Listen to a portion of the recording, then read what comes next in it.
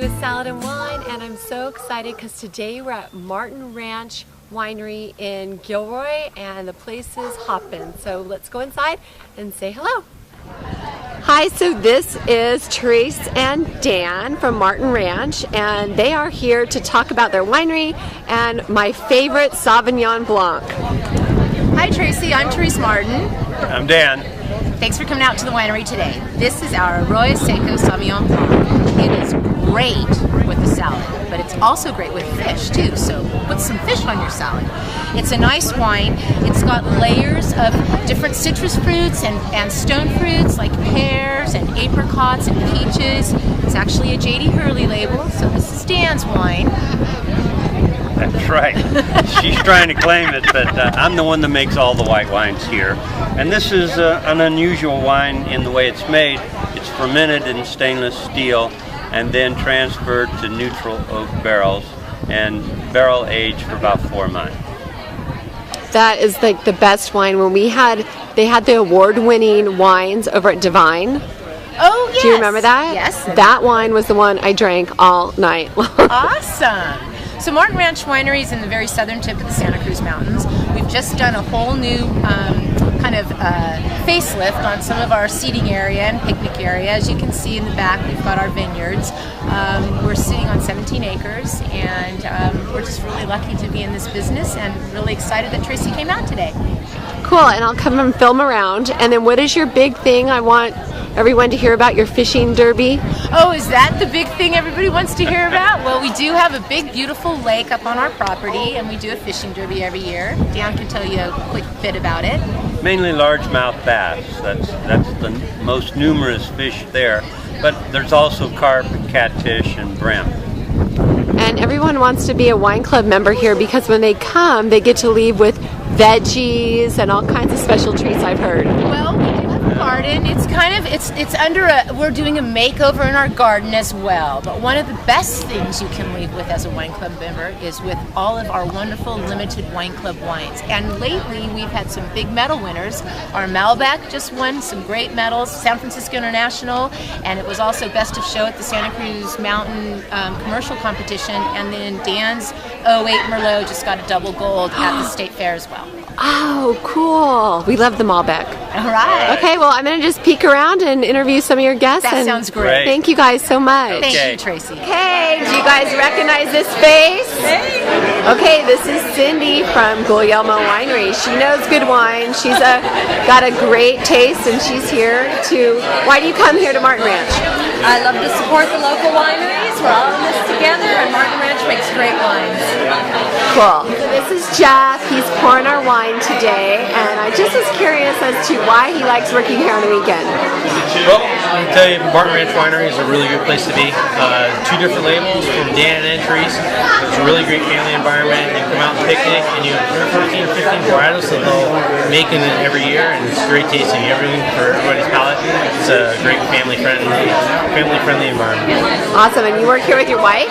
Yeah, we come out here and pour on the weekends and help make wine on the weekdays whenever they need us.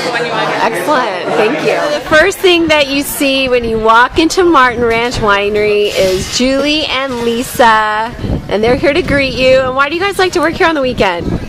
Great people, great customers. It's beautiful out here. I know, look at how gorgeous it is. It's not exactly stressful. We have wonderful wine, beautiful people, great wine club members, and everyone's just happy. Awesome. It's a happy place to be. So do you get paid in wine? Yes, we do. That's a good part. Is that the best part? We'll work for wine. That's right. I need that on my license plate frame. There you go. So cheers. Cheers. Thank you.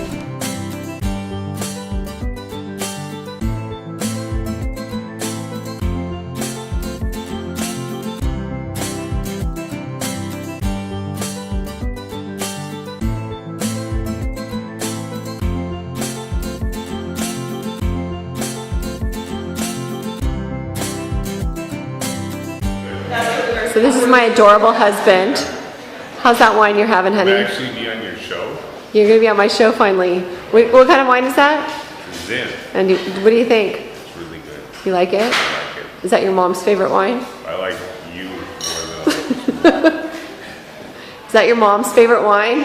I don't know. Yeah, that's the one. No, she likes Merlot. No, she likes that Zin. Oh yeah, she likes the Zen too. That's her. No, that's her favorite one. And I'm happy about that too. But I'm more happy about you. You actually come out and bottle your own wine. So you get to hand fill your bottles, you get to hand cork them, label them, foil them. Really? Yeah. For the Zen? Yeah, we put a special blend together each time. So For this the time Zen, we're doing I'd go for it. It is, yeah. Sign up for it. Okay, can we sign up?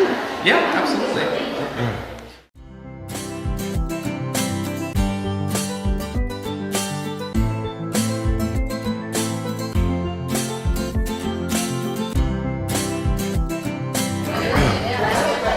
That's right. This wood is porous. Wine evaporates out of these barrels. Come on in and shut the door. Move around here. We got plenty of room. So this wine that we're dealing with today is almost 3 years old. So it loses about a case and a half out of this barrel every year. So one of the costs of wine is just storing it. Go ahead and shut that door if you don't mind.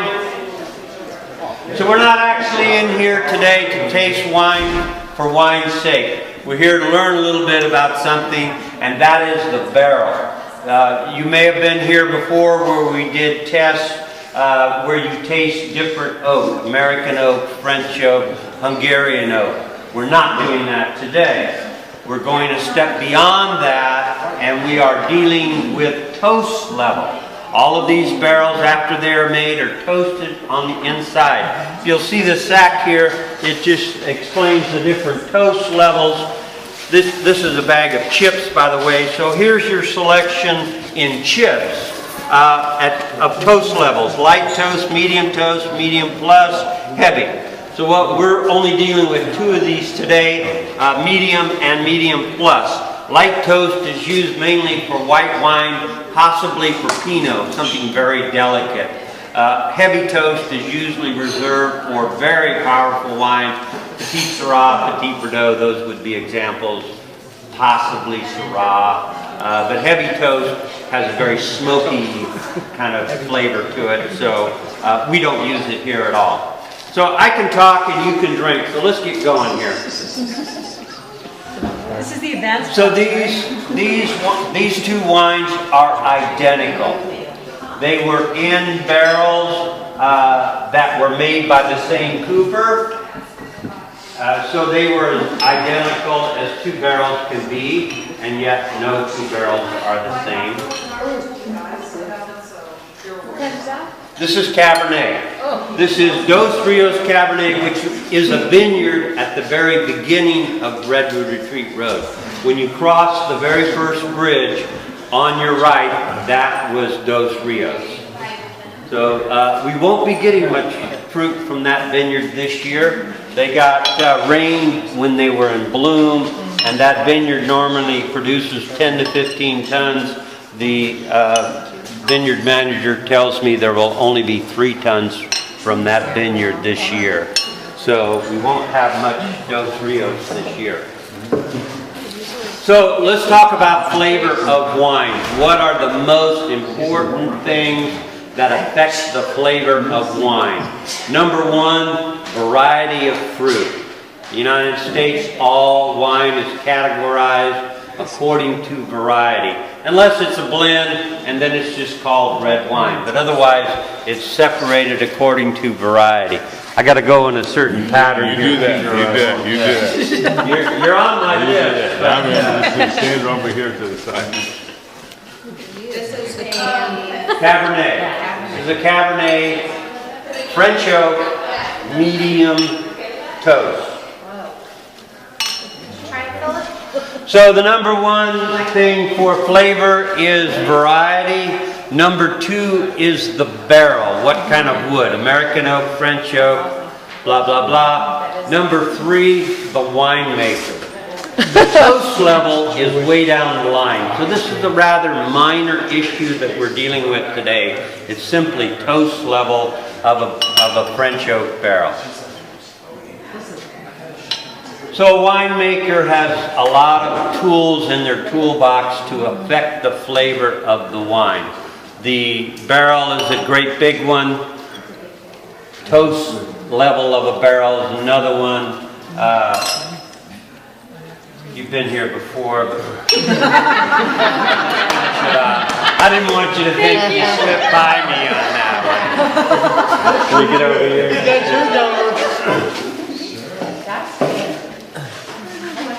So we'll make wine in different barrels and different toast levels so that we have some way to manipulate the flavor if we need to. And then we may reject a wine because we have too much of a certain toast level or a certain barrel. All of you are familiar with our barrel bottle your own. That bottle your own wine is wine that we have not used for one reason or another. Doesn't mean it's not good wine, it's just we don't, maybe it was all medium plus and we decided that that wasn't the flavor we were looking for, so we rejected those wines.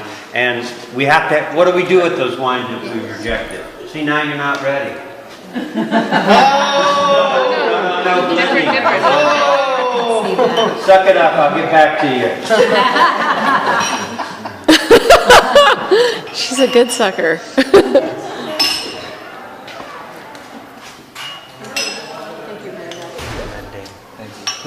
If it turns out that you cannot tell the difference between these two wines, I recommend you stop buying wine at this winery and just get it at your local grocery store.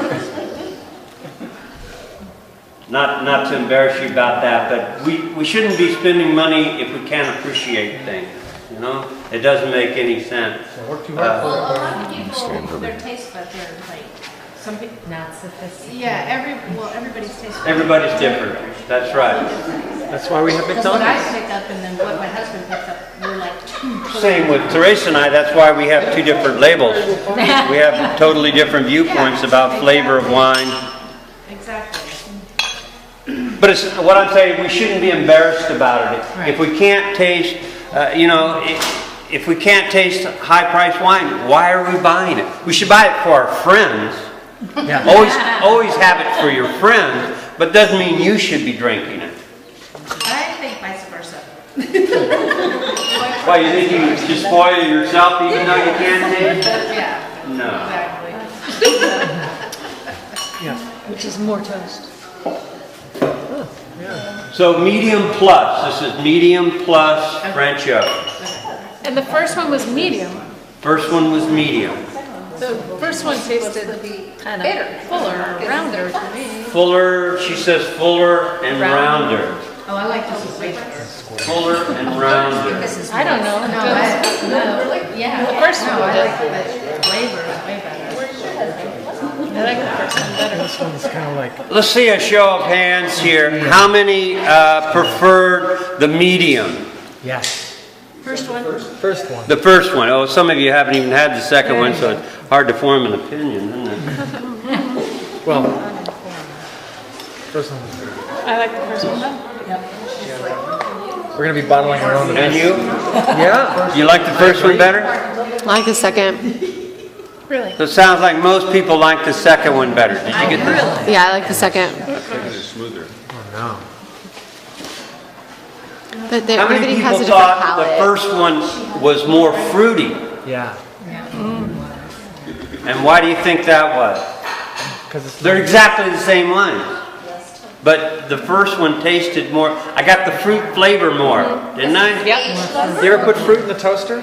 I have fruit pops. Doesn't taste the same. Doesn't.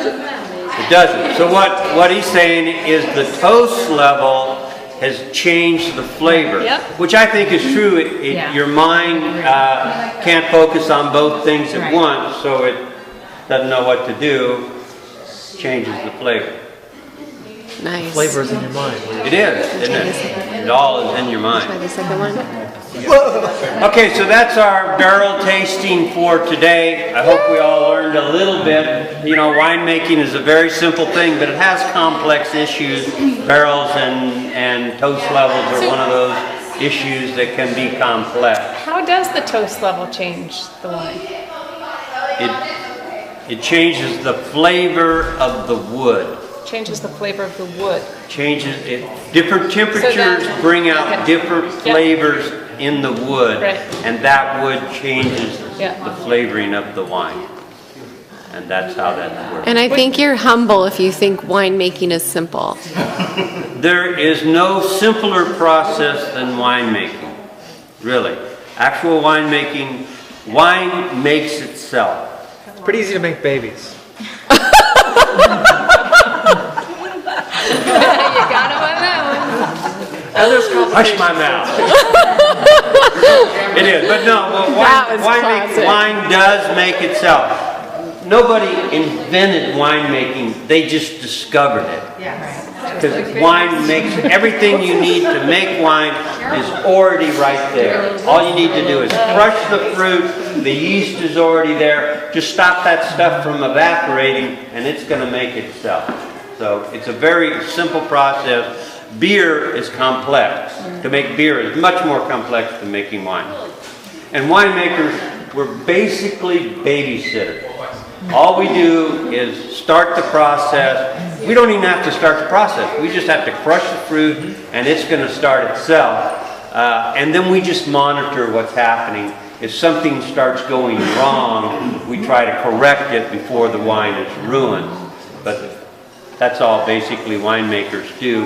Where there is any kind of artistic involvement is the blending.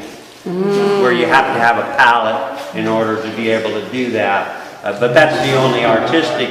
The rest of it is basically science, and minor science at that. So she's right, you're quite humble. Yes, he is. It's easy.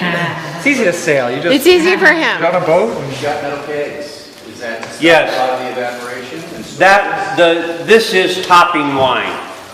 So all of these kegs are completely filled with wine, and they're for topping these barrels. And if we run out of this, and you'll see behind you smaller glass and plastic, that's stuff that was left over after we filled the keg. Wine can never be stored in the presence of air. So all of these are completely full all of the time. And you'll see in the beer kegs, there's different sizes. You see quite a variety of sizes. So we may take wine out of one of the largest ones, but then there's another keg that we can fill completely full again, and then add a few, maybe a gallon or a half gallon or whatever. I presume you're trying to minimize the amount of topping and exposure that you get in the process. Right, exactly. Okay, any other questions? So we're done until the next time.